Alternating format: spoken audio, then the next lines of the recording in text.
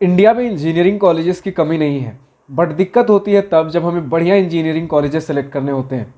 इतने में नाम याद आता है भैया कि अगर हमें कंप्यूटर साइंस इंजीनियरिंग करनी है, बीटेक सीएस वगैरह अगर करना है और अगर एक ढंग के कॉलेज से करना है, इसमें हमारे पास फिर लिमिटेड ऑप्शंस तो नहीं, अच्छे खासे ऑप्शन है, बट अगर बिल्कुल टॉप टियर के कॉलेजेस देख लो, उसमें एक नाम आता है ट्रिपल आईटी हैदराबाद। अब ट्रिपल आईटी हैदराबाद के अगर एडमिशन प्रोसीजर्स की बात कर ले तो जेई मेन है इनके पास, triple IT UG triple E है, फिर आपके पास अगर देख लो बोर्ड्स मोड है, ओलंपियाड मोड है, बहुत सारे तरीके हैं इनके पास, स्पेक डासा, बहुत सारे तरीके एडमिशन लेने के।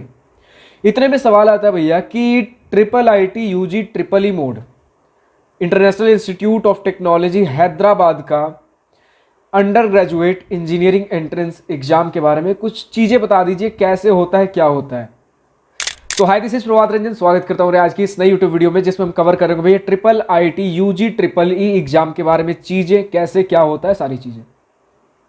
सबसे पहले अगर आप बात कर लो तो भैया ट्रिपल आईटी हैदराबाद में एडमिशन लेने का एक नहीं बहुत से तरीके हैं, बट दिक्कत की बात यह है कि सीट्स लिमिटेड है। सीट्स ऐसा नहीं है कि प्राइवेट कॉलेजेस जैसा भरमार में पड़े हुए हैं, तो सीट्स थोड़े बहुत ही हैं। इसी में कुछ को जेई मेन से मेजॉरिटी एडमिशन मिल रहा होता है, मेजॉरिटी जेई मेन से है। फिर आपका कुछ यूजी ट्रिपल आईटी हैदराबाद का यूजी ट्रिपल ई, जो कि स्पेसिफिकली ट्रिपल आईटी हैदराबाद के लिए बहुत सारे स्टूडेंट्स भर रहे होते हैं इसे, ये एक अलग बोल सकते हो एक्सक्लूसिव तरीका है ट्रिपल आईटी हैदराबाद का।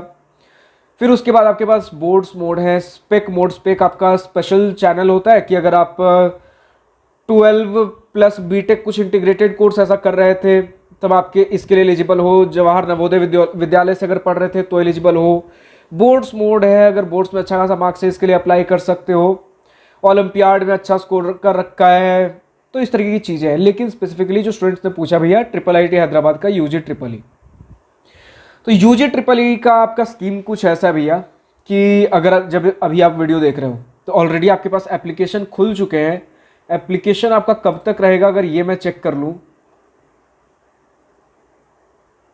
कुछ इंपॉर्टेंट डेट्स, 19 अप्रैल को हमारे पास एग्जाम है।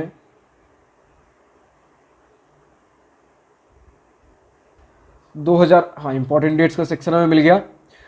4 फरवरी से आपका एप्लीकेशन ओपन हो चुका था और 23 मार्च को एप्लीकेशन क्लोज रहेगा।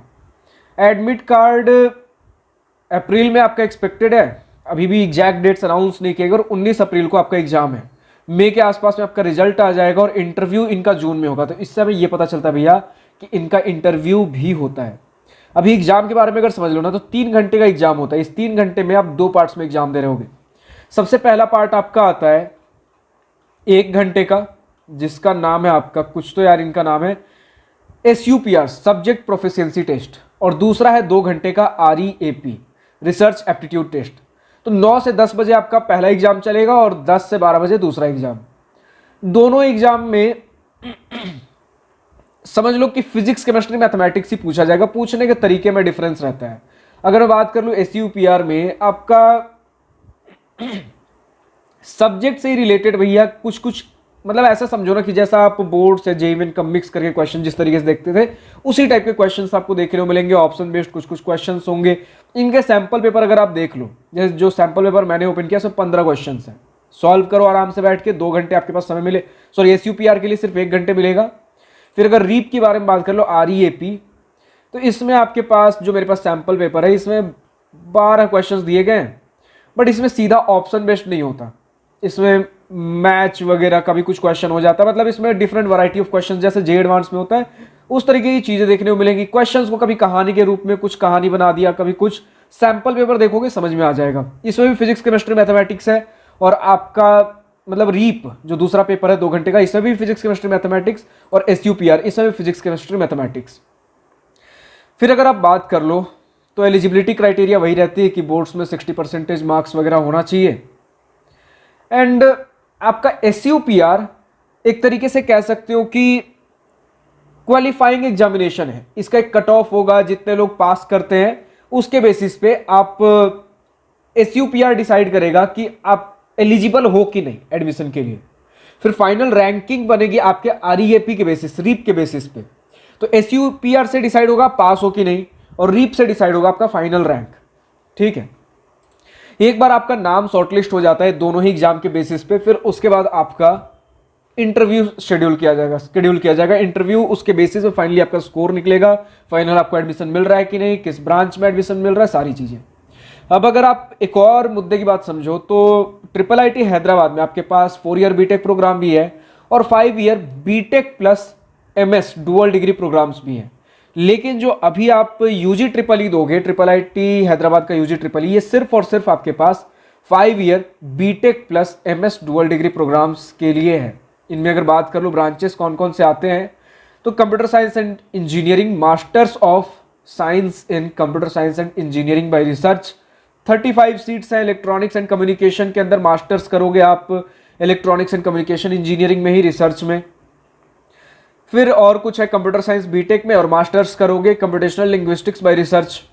फिर आपके पास आता है कंप्यूटर साइंस बीटेक में और मास्टर्स करोगे computational natural science by research.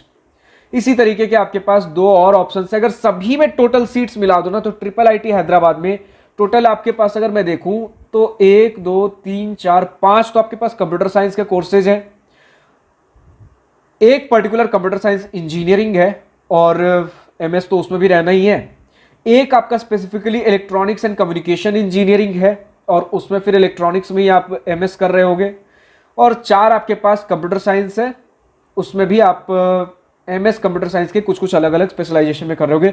In total 6 courses आपको देखने को मिलेंगे और सभी का अगर सीट्स मिला दो तो पहले वाले में 35 सीट्स था, दूसरे इलेक्ट्रॉनिक्स में 25 सीट्स था और बाकी चारों में 15 सीट्स, इन टोटल 120 सीट्स। इतने के लिए आप कंपटीशन में बैठ रहे होगे, ठीक है।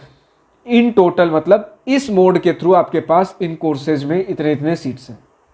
वही मैंने कहा सीट्स थोड़े थोड़े ही हैं, एडमिशन लेने के तरीके बहुत सारे हैं। तो यही सारा कुछ है।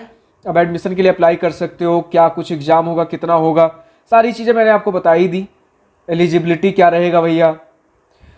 तो अब खैर फिलहाल आज की इस वीडियो में इतना ही। अब और जो भी आपके पास डाउट है भैया, चाहे आपके पास क्लास 10 या उससे नीचे के कहीं पर आप किसी क्लास में हो, स्कूल रिलेटेड डाउट हो, IIT JEE का प्रिपरेशन करना हो, JEE main JEE advance specific doubt हो, कॉलेज एडमिशन लेना हो भैया, कॉलेज ये कॉलेज बेस्ट है, वो कॉलेज बेस्ट है, कैसे एडमिशन लेना है, क्या कुछ है, फिर भैया समझ नहीं आ रहा क्या करना है क्या नहीं। फिर इसके बाद अगर आपका दिक्कत हो गया लाइक कॉलेज में एडमिशन ले लिया है, कॉलेज किस प्रकार का क्या कुछ रहने वाला है, कॉलेज के अंदर क्या प्लेसमेंट, इंटर्नशिप, रैगिंग कल्चर, बहुत सारी चीज़ें होती हैं, प्लेसमेंट प्रिपरेशन करना है, इंटर्नशिप प्रिपरेशन करना है भैया, बहुत सारी चीज़ें हैं। तो जो भी आपको कुछ पूछना हो डिस्क्रिप्शन में कमेंट सेक्शन में आप अपना कमेंट लिख सकते हो। और डिस्क्रिप्शन में आपके लिए एक मेंटरशिप काउंसलिंग का लिंक मिलेगा, दिवास्त्रा मेंटरशिप का। उसमें के ब्रैकेट में आप देख सकते हो किस किस वैरायटी के आपके पास मेंटरशिप अवेलेबल है। इसके अंदर लिंक पे क्लिक करोगे, ब्राउन कलर का कार्ड मिलेगा वेबसाइट खोलते ही, उसमें आपके पास 4 ऑप्शंस देखने को मिलेंगे। अकॉर्डिंगली आप उस मेंटरशिप में रजिस्टर कर सकते हो 1-on-1 डिस्कशन के लिए, अपने सवाल जवाब पूछने के लिए। फिलहाल आज की इस वीडियो में इतना ही। उम्मीद है आपको वीडियो पसंद होगा। अगर वीडियो पसंद आए तो लाइक शेयर दिल खोल करिएगा, और अगर कुछ दिल की बातें, कुछ मन की बातें लिखकर बतानी या पूछनी हो तो कमेंट सेक्शन आप ही के लिए तो है। Thank you for watching this video. Goodbye, nice day, wish you all the best for future, enjoy journey.